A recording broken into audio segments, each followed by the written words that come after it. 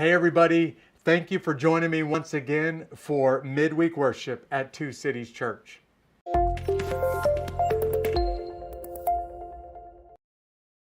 If you're new and this is the first time you've seen this broadcast, if you look below me, I'm going to give you some information about the topic that we're going to talk about today. And you'll also see a link to a YouTube clip. Why don't you check that clip out after this video is over with, and it will tell you more about me, more about Two Cities Church, but more importantly, why we're doing this broadcast in the first place.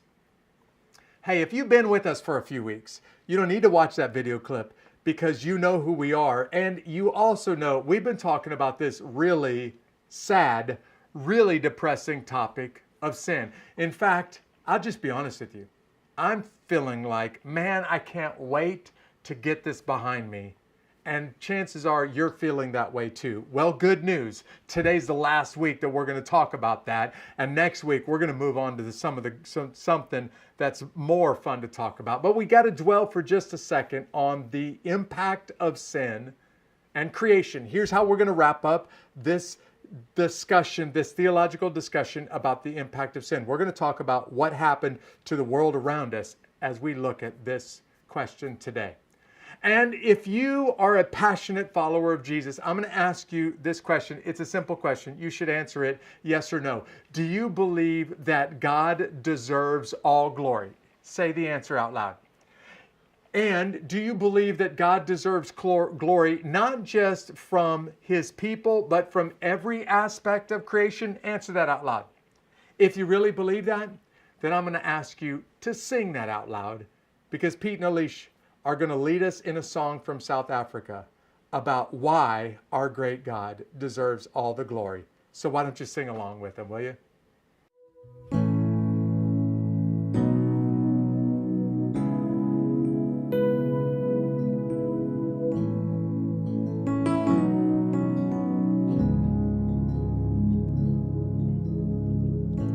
And everything you make is perfect. Everything you do is good, and everything in your hands perfect, and you made me. Yes, you made me.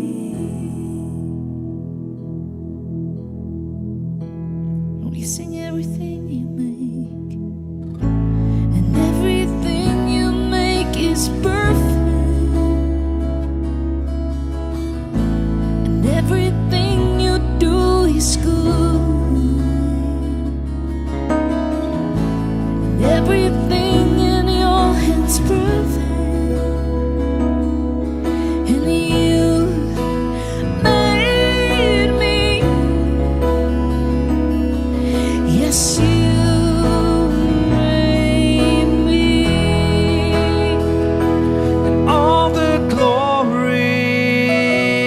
and praise and all the worship and song belongs to you, my Lord, belongs to you.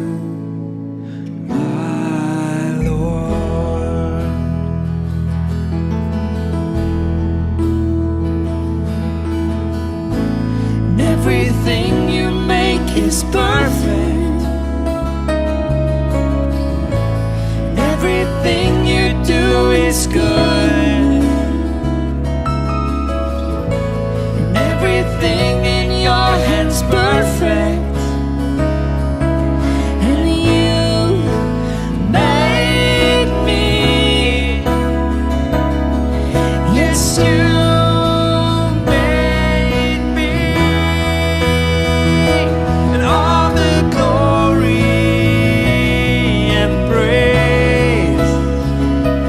All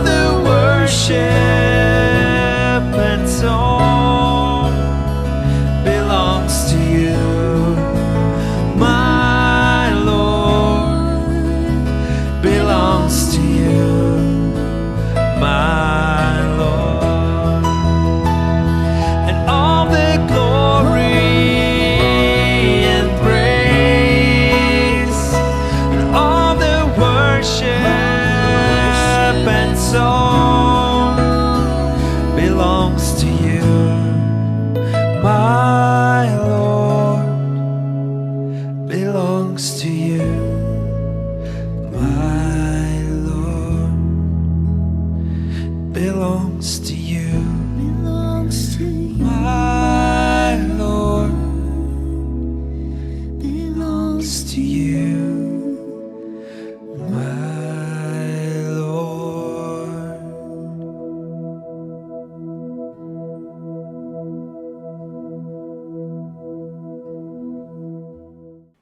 Now, you just sang it.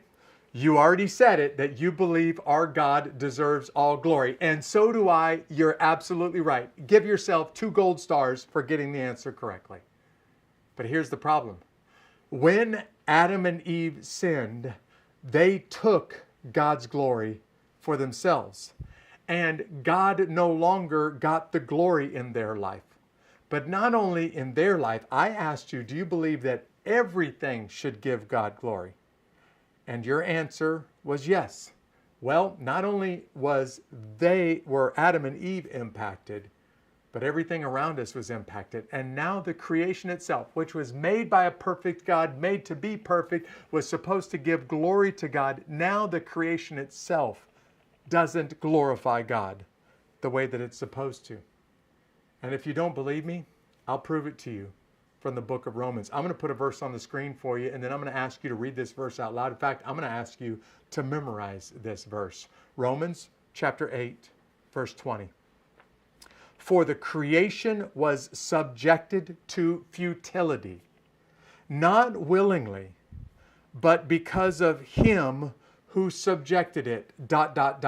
The him in Romans 8:20 is a reference to Adam.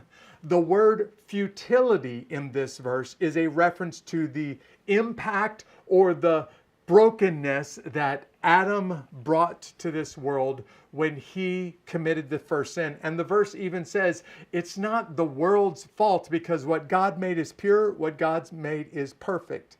No, it's Adam's fault. And by the way, if you keep on reading, this isn't the end of the story. I saved this verse for the end of this chapter in theology when we're talking about the effects of sin. But if you were to read on to the rest of verse 20, there's a few more words here. And then into verse 21, you'll hear that Jesus came along and rescued all of humanity. Only Jesus could rescue all of humanity. Everything you see around you has been touched by sin to some degree, which means try as hard as you can. Work as much as you can on your yard. Work as hard as you can in your home or in your business. You will just never, ever arrive at perfection. Perfection is impossible because the world itself and all of the people of the world have become imperfect as a result of Adam's sin. In fact, I want to ask you, when was the last time you were someplace perfect? Where was the last time you went on a family vacation, or you went on a trip, or you went somewhere that was this far away from perfect? And chances are you're going to struggle with this answer. So let me ask it to you this way. And in fact, as we wrap up this broadcast, why don't you think about it, and why don't you come up with the closest that you've ever come to paradise? Where was that? See right there on the screens? Here's my question for you. Where is the closest, I want to put in air quotes, closest spot on earth you've been to paradise? Where was that? Maybe for you, it was a beach vacation. Maybe you went to the mountains. Maybe you had fun with friends in their backyard. But chances are, if you looked hard enough, you started to notice that there were some things that weren't perfect. And paradise was no longer paradise anymore. Thanks a lot, Adam. Hey, we're going to end this topic this week. And next week, we get a chance to move on to something much better. I'll see you right back here next week on Midweek Worship.